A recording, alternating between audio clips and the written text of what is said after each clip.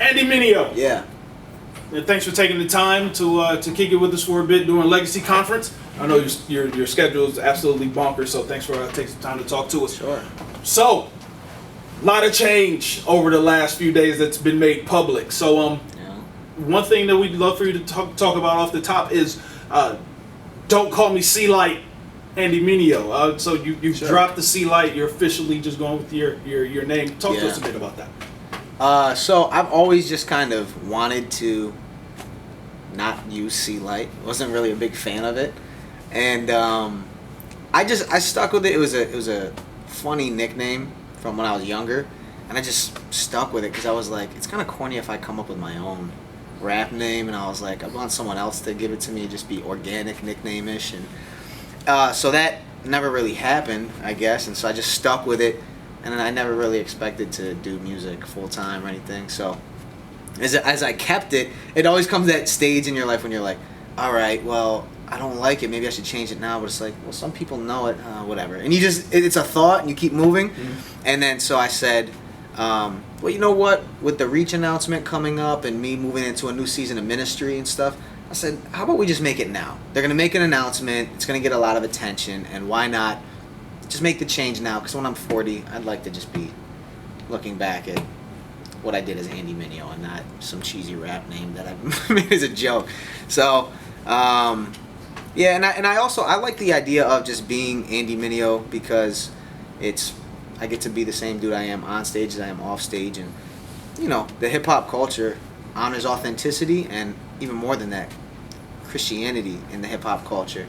I'm just designed to be authentically Christian on and off stage, and so I just want to be like same dude you see on stage. I hope I'm living out, cherishing the same things that I speak about on stage. So call me my government. Cool. Now you've had a bit of buzz as of over the course of the last year or so. You've had the background song. You've on Tedashi's Reverse. Put on, and then of course there was the God of My City, which became a kind of an anthemic. That's a word, they can edit that out if not. But it's become a bit of an anthem for a lot of people. Within all of that, one question I want to ask you: a lot of the features that we would hear, you would be singing, but you could rap. Like, biasly, I'll say you do it pretty good. Sure. How is that making you feel when like you're an MC, but people keep asking you to sing? Like, what was that personally? Like, what was that tension like for you? Yeah. Well, I enjoy making melodies. Like, I enjoy making melodies. I'll say that. And so they're like, yo, do a hook. They wouldn't say sing on this. They would just say, yo, can you do a hook? And so I was given the freedom to do whatever I wanted. So it wasn't like, yo, give me that singing feel. It wasn't. It just, that's how it happened. I'd hear it and I'd be like, I think I'll sing on this. Or I think I'll use melody to communicate what I want to on this one. So that was it. I mean, and at times I would be like, I'd like to rap on this. But, like, you got to understand, when I'm getting features, requests coming in from these guys, it's like, yo, can you turn this around in 2 days? And I'm in the middle of college. I'm in the middle of working on my own album. I'm in the middle of ministry. And so I'm just like, all right, I'll do your hook. And then, send you the files and I'm back to work. It's just like trying to pump stuff out. And so, I wasn't too concerned, I guess, at the moment about rapping. Like, at the end of the day, it wasn't like, can I just serve you the way that you've asked me to do a chorus? Sure, not a problem. You didn't ask me to do a verse? Whatever. When the time comes, I'll do it. It wasn't like, man, I gotta get put on. This is my opportunity. This is me. It's my time now. Do a rap verse and try to shove one in there. Like, I didn't care. I knew I was working on my own stuff and people would get to hear it later. So I was just content with the opportunity to serve with these guys. And to be honest, the background was the first thing I ever really tried to sing on. It's funny, me and Alex Medina were working on a project called AM to Wake Up. And it was going to be him making the tracks and doing some rapping on there and me rapping. And he sent me that track, the background, which you guys know now is the background, as a song for our project. And so he was like, yo, try something saying the word background, like a headlight. It's funny. You can find the version he did, like the rough version that he sent me. And so I kind of took it and molded it and made it what it is. But I just lay like a reference version. We were going back and forth in email. Like, we'll sit on Skype or something. I'll be in the studio. I'll sing it, send it to him. And then he was like, oh, yeah, man, that's pretty cool. So Lecrae hits him up for Rehab, and he goes, yo, you got anything? So he sends him the rough draft that I did of just me laying down the melody line. Lecrae loved it, so Alex calls me and goes, yo, Lecrae wants to use the background. And I literally remember what I said. I said, get Cam to sing it. I was like, get Cam or get someone to sing it. Cool. And he was like, no, he wants you to sing it. And I was like, what, dude? I don't sing. So I went in the studio and tried, and that's what you got. And then it's hilarious that everyone knows me as a singer now. So then after that happened, I was like, all right, I'll try singing on more stuff. And I just like making melodies. It just... And everything just flowed from there. Everything flowed from there, man. Cool. Now, meanwhile, what people didn't know is that you had the whole Sin is Wack campaign. You had the Sin is Wack mixtape. You had the Sin is Wack shirts. Talk to, cause this was going on. Were you still in upstate New York at the time, or were you? No, I'm all in New York City at this point. Okay. I'm in college full time. All right, talk to us a little bit about the Sin is Wack. Sure. Yeah. So Sin is Wack just kind of evolved out of the position of the hearts of a few people that I was around. So I was in Nikki Cruz Outreach, a ministry called Truce, which was evangelism via performing arts. And so we just, it was taking a bunch of young kids who loved Jesus from the urban context, putting them together, discipling them, and training them up to use their gifts to share the gospel. And when you do that, when you get Jesus and then just straight urban hood street culture coming together, you get funny stuff like Sin is Wack. You know what I'm saying? You get phrases, you get things that, yo, my man, put your shirt on, Romans 8:8. You're in the flesh right now. Like, it was just fun. The creativity of the urban context coming together with Jesus, phrases like that would pop up. And I had a good friend. We would say that all the time, and I was like, yo, that's funny, son. We put it on a shirt. But what it's really communicating is, man, I love God. He's doing a work in my life, and now I hate the sin that I used to once love, because he's supremely worthy. You know what I'm saying? He's greater than that sin. The satisfaction in him is greater than the sin that I once loved. That's why sin is whack. Even though it might seem pleasurable, now I ultimately see that Jesus is my treasure. Jesus is my worth. And so I look at the sin I once loved and just say, nah, that's whack. So that's where it came out of, and it just kind of became a phrase people started using. People like the shirts, they got them, and I named the first mixtape that. And that's still my heart's cry, is to say, yo, let's cherish God in a way where we hate and shun the sin that we once took pleasure in. So that's still the message to this day. Like, love God, love people, hate sin. Now, talk to us a little bit about what you're working on now. What's Andy Mineo up to? So, man, I've been sitting on about 30 songs for almost a year. Over the course of a year, working on like 30 new joints. So I have tons of material. It's just in that span of time in the last 6 months, I was in conversation with different record labels. So it was Reach, and it was a few other ones happening.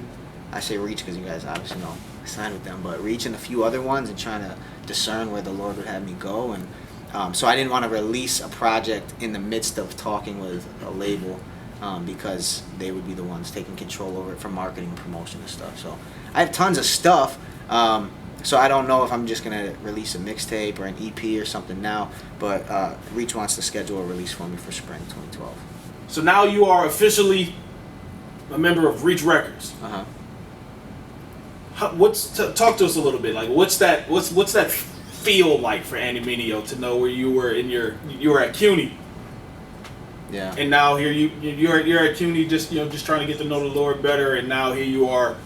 You're Christian hip hop's probably biggest platform right now. It's humbling because I think back on people that have had such an impact in my life, and Christian hip hop's really made a big impact on me. And I was just reflecting the other day after I heard the Truth song, The Price Tag.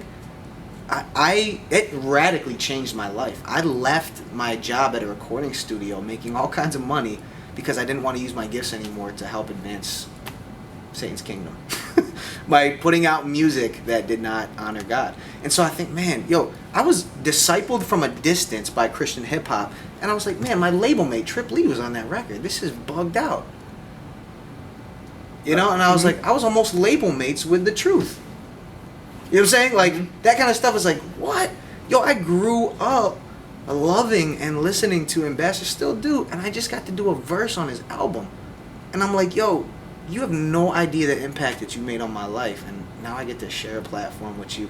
And so it's so humbling for me because I know how jacked up, how messed up I am, how much I need the gospel, how much the Lord has been working in me and changing me over the past few years. And it's just an honor to have this platform and to be able to make the God who's been doing such a great work in my life and changing my affections for him to say, hey, you guys can come get to know him too. That's awesome, man. Like, it's an honor to be able to rock with these guys and make Jesus known in hip hop. That's extra. That's extra right there. Yeah. Now, all right. Want to ask the question. The question.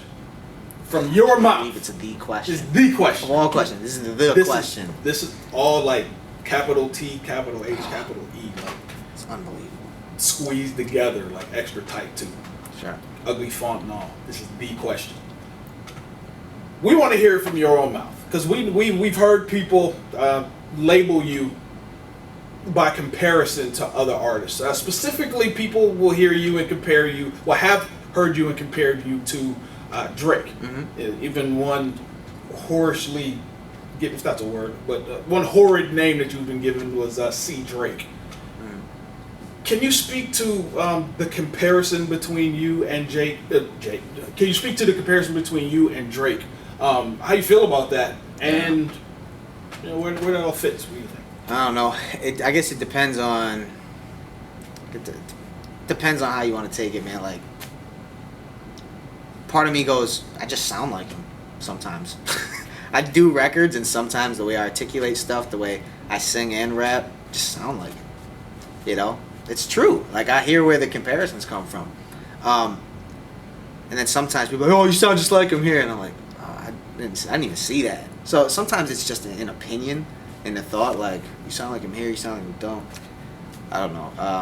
I guess my end goal, my focus is just to make good music. And I have, a wide range of influences. When you get to hear my stuff finally when it comes out, I think it's trans-cultural. I think it's trans-musical. I think you get a combination of all the things I'm into, and sometimes what you hear is me singing, and I like I think my tone, my inflections often sound like him. So inevitably that's gonna happen.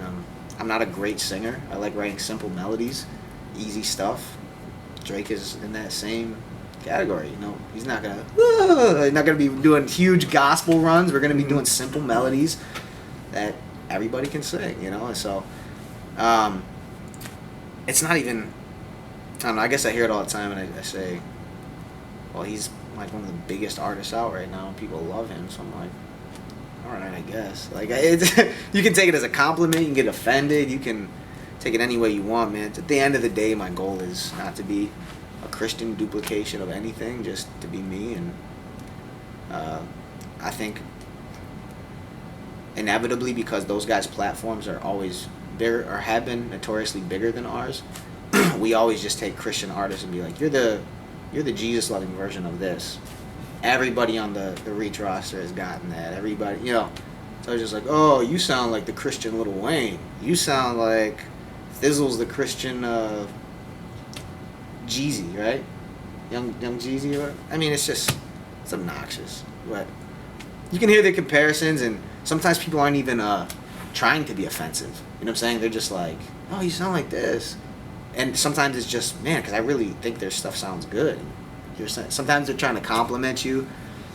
I just say, man, I just want to make good music, and if it sounds like somebody, then so be it. But I've been really intentional since I've been hearing that a lot lately to try to shift the stuff to be like, I could do this and have it be totally my own, but to intentionally steer away from some of those comparisons.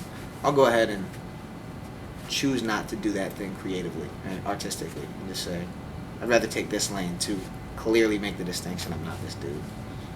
So that's big. I mean, that's big to say that I naturally just kind of sound like him, but if that's a distraction to you, then I'll do something else, because ultimately I want you to hear what I'm about, not just what you want to compare me to. I think that's dope.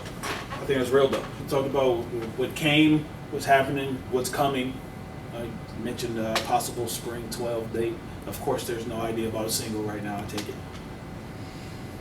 Nope. I have ideas for singles. Yeah. I'm like, I have 10 songs for singles. You guys can put them together and call it a single CD. I don't care what you do. I have music ready to put out. So, it's just when you sign onto a label and they have a structure and they have other artists and a roster and timing, you got to fall into that. But I think it's ultimately going to be for the good of the project, and it's going to come out well, and more hands in the pot. It can sometimes get sticky, but I'm praying that it'll get better actually. So cool. Are you looking forward to the Rehab tour? I am. That's gonna be fun. I think it's gonna be a cool opportunity to really get it in with the guys on the tour. That's when you get to do life with them. You get to see, oh, there goes Lecrae and his boxers. You know what I'm saying? There goes. I mean, you do life, and when you're on tour, I mean, we're literally gonna be on a bus going from city to city for a few weeks in a row, and so it's also that time when you get that intimate fellowship. I know my buddy Alex Medina was like, dog, I came off of the Unashamed tour. He went with them a couple years ago. He's like, I got married after that.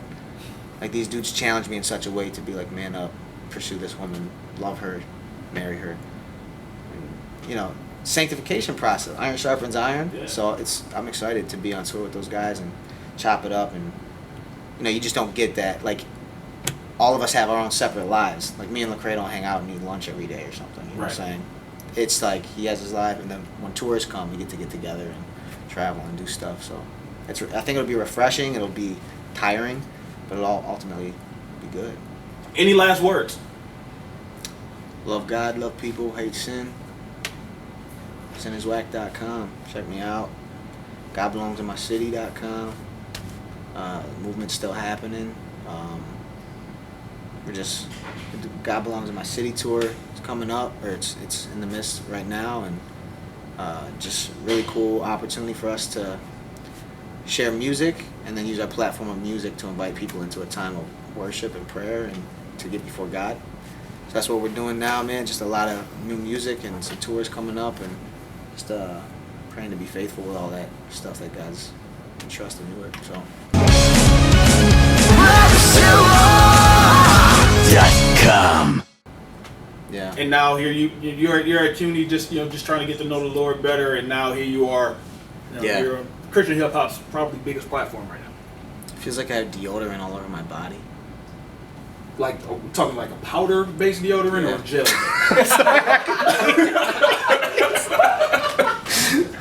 I can roll with it, man. Let's go. I can roll with it. That was good. I tried to keep it like a powdered base. No, it's like a stick, like the sticky kind that hurts.